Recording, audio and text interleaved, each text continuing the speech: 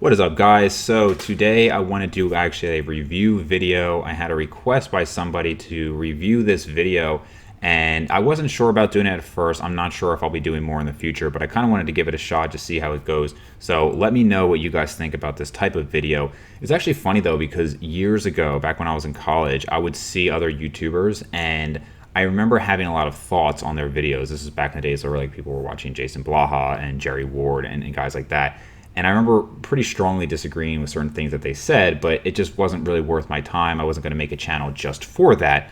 But I figured now that I have a YouTube channel, it might be interesting to comment on videos if there is a strong opinion or if somebody asked me to review it. So that's what I'm doing today. So what we're going to look at is the video How to Build Muscle with Fasting, the Ultimate Guide by Thomas DeLauer. I've heard this guy's name before. He's apparently a huge YouTuber. I'm not really familiar with him, so I started to watch it, and then I figured, let me get my reaction as I'm going through it. Because obviously, you know, people are wondering, can you build muscle? If you're incorporating intermittent fasting or different types of fasting, is that optimal? So again, let's hear what he has. It all depends on when we eat. So we'll get into more of that later. But in the meantime, you are tuned in to the internet's leading performance, nutrition, and fat loss channel. New video. Okay, first of all, clearly false. Brains and Gains is the #1 channel for all of that information. Fasted. Okay, there are some circumstances in which you would not, but I want you to train in your fasted state. This is important, and we'll talk more about how you can orient the timing in just a bit. And I want you to stick with me through the whole video, but the reason I want you to train in a fasted state is because of the catecholamines. Okay, when you are fasting, your body's under stress, which means you're producing adrenaline, you're producing epinephrine. This sounds like a bad thing because it's fight or flight, but believe it or not. Okay, so first I just want to say, anytime you hear somebody who's saying always do something, you're gonna have to question it. So I'm definitely not saying that you can't build muscle while training fasted. You certainly can. A lot of people do it. I don't really think it's that much of a detriment, but obviously the large majority of people who've gotten big over the years and have had amazing physiques generally do not train fasted. So anytime you have this paradigm shift that somebody's trying to implement, like always do this is the key, you got to question. It's one thing to say, okay, it's fine, you can get by with that, but to say always be doing this because of, you know, this catecholamine release, beware of that. For fasting and this catecholamines release, the blood vessels constrict, but blood is going to be isolated more so to the larger muscles. This is going to force them to have more blood, which is going to actually increase force output. When we increase force output, we increase strength. With strength comes mass. Okay, so catecholamine release could certainly lead to you being stronger, but it is not because it restricts certain vessels and then enlarges other vessels and allows those muscles to get more blood flow. That is not the mechanism by which catecholamines would allow you to get stronger. Although I would agree that heightened sympathetic activity could lead to you being stronger. It's just the anabolic signaling. What we want to do is we want to turn on mTOR at specific points in time. When mTOR is elevated, oh man, okay, I gotta pause it right here because this is, I already know, I'm not gonna go through this whole video, obviously. I mean, I'm gonna watch it, but I'm not gonna play it for you guys, it's too long. I already know what is gonna happen with this video. There are gonna be a lot of bioplausible ideas that he has based on surrogate markers, and he's gonna then claim that this is why this works in some amazing way. You see this all the time. This is a huge problem in this industry, in medicine. There's an idea and it has face validity and it sounds like it could make sense. Well, if we can stimulate muscle protein synthesis, we're going to see amazing muscle growth. Not always the case, right? Like he just said mTOR, right? So of course it's, oh, we want to stimulate mTOR and that's, you know, a mammalian target of rapamycin, and he's going to go into those details. I can pretty much guarantee it. And he's going to talk about these biomarkers that we can stimulate when the data doesn't really show, in terms of fasting research, the data doesn't show that it has a net benefit. Even if you can acutely show changes in these biomarkers, does not mean that we're going to see net benefit from it. But let's find out. we're building muscle. We're activating protein synthesis. It may sound like you want mTOR on all the time, but you don't. Okay, you only want mTOR on at specific times, and that's why we're going to talk about when to time it and when to get those spikes. The rest of the time, you want your body burning fat. You want your body utilizing cells and actually using its own energy for energy. I just love that he said you want your body utilizing cells, as opposed to all the time that your body is not utilizing its cells. You're insulin sensitive after a workout, but then you're also insulin sensitive at the end of a fast. So you're double insulin sensitive, which means that when you do consume your protein, you do consume food, you're going to get a big spike in insulin, which means you're going to get a bigger spike in mTOR, which means you're going to get more protein synthesis at that very minute.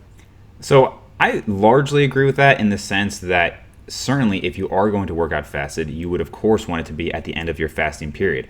Otherwise, you'd be working out fasted and then continue to fast. I don't think any reasonable person would say that that's optimal. So certainly if you're going to do it while fasted, have it be at the very end.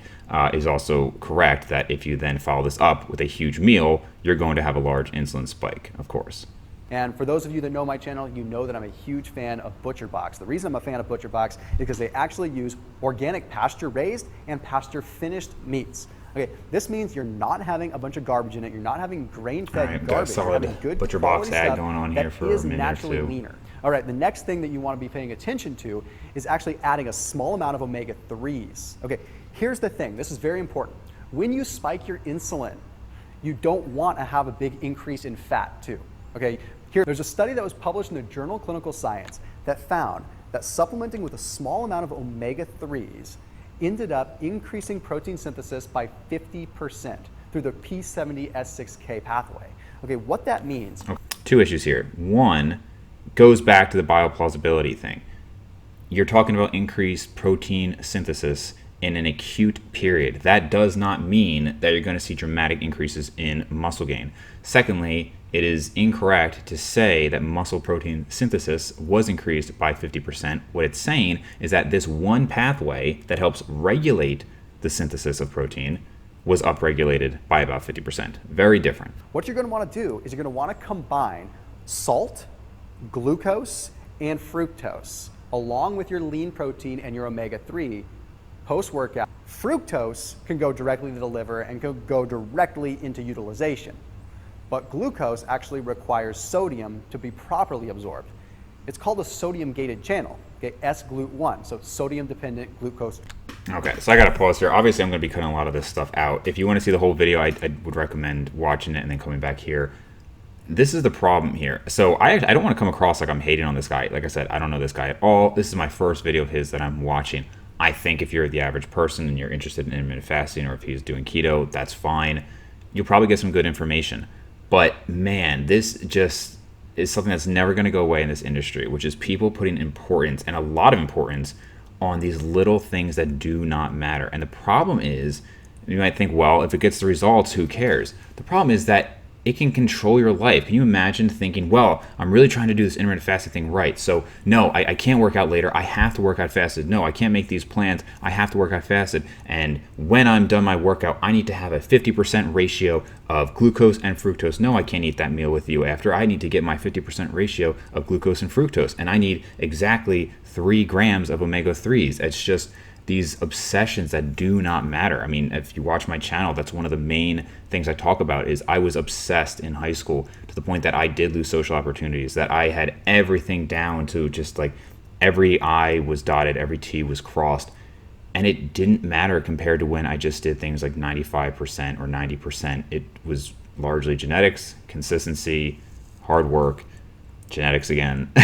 So this guy's obviously got a great physique. You know, he's got a great setup here. I'm sure his channel is great, but he's emphasizing these things and it sells, right? It sounds sexy. That's great. But man, these little details do not matter. And somebody's going to come in and say, oh, but it does matter if you want to be the best.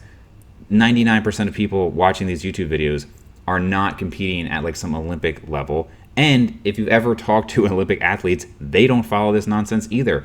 I mean, half of them have crappy diets and they just listen to whatever their coach says. So I really think that if you're just somebody who is into the little scientific details, that's cool to look at this stuff from a theoretical basis of where something might slightly matter. But I really hope that these videos aren't causing people to obsess over these really, really minute details that might have no actual effect in your life. Something known as AMPK.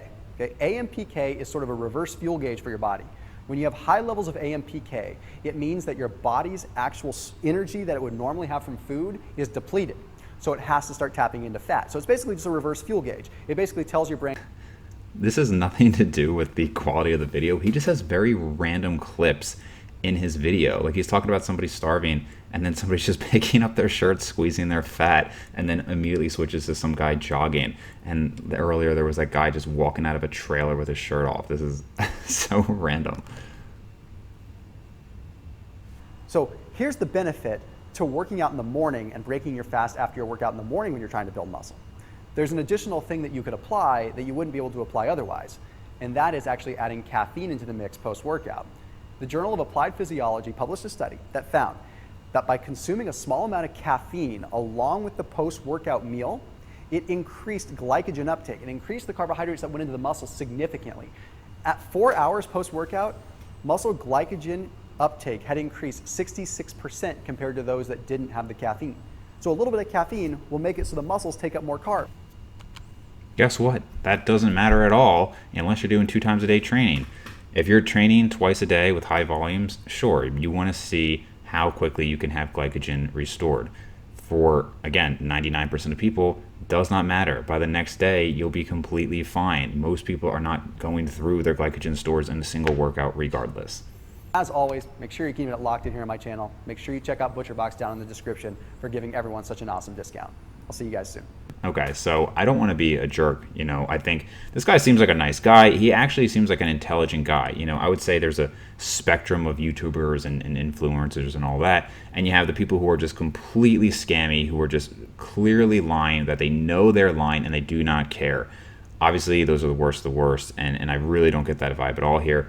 Then you have people who are intelligent, and they just emphasize the wrong things, and they probably know it's a little gimmicky. There are certain people I would put, from this one video I've seen, I would put this into that category. I would put like Kino Body stuff into that category, which is, he also really emphasizes intermittent fasting, where it's like, what you're doing works just fine, but it's not some secret key.